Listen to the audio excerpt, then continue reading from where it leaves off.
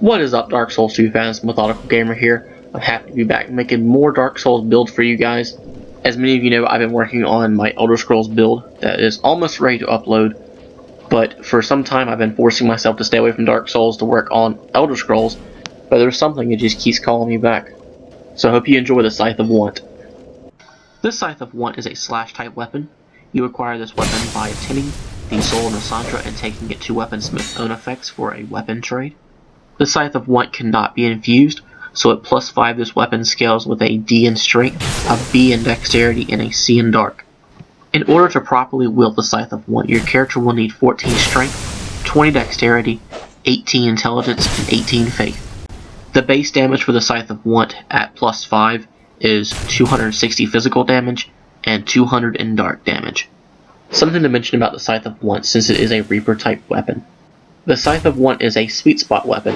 Now most weapons in Dark Souls 2 are sweet spot weapons, meaning you get higher damage ratios from hitting someone in a particular part of the weapon.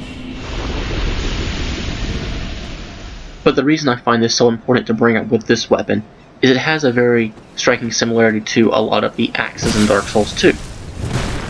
A lot of swords in Dark Souls 2, the sweet spot is closer to you, or it's halfway down the sword. The sweet spot for Reapers and the sweet spot for axes and great axes are at the tip of the blade. So knowing this is going to affect you in two ways. One, it's going to teach you where to attack your opponent and spacing so you get the maximum amount of damage on your opponent per strike. The second thing that this should tell you, or better yet teach you, is that this weapon is a reactive type of weapon. This is the type of weapon that you're going to attack opponents in counter, or you're going to attack them while they're panic rolling away from you to get them in the appropriate range. And that is the secret to the Scythe of Want.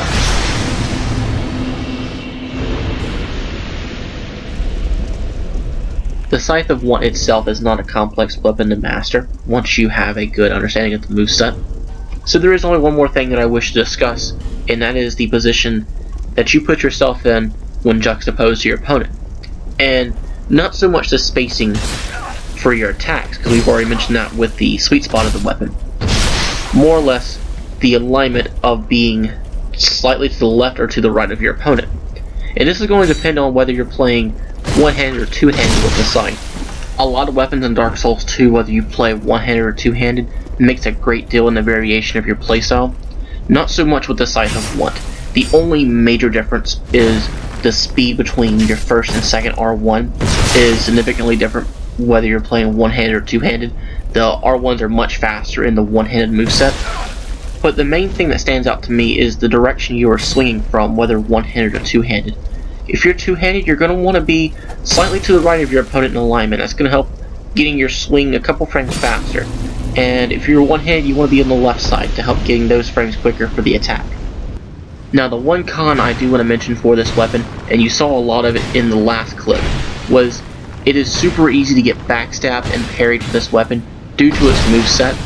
It has poor tracking, but this is easily overcome by correctly positioning your character and playing non-target lock. In my opinion, it is much easier to be backstabbed or parried when using a lance or a spear in Dark Souls 2.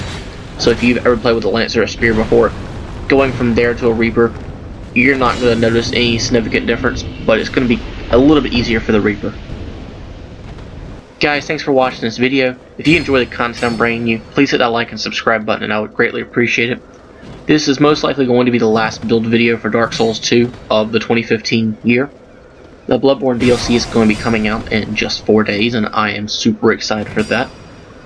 I will most likely be spending most of my time making builds for that game for the rest of this year, and I am really excited for Dark Souls 3 coming out next year.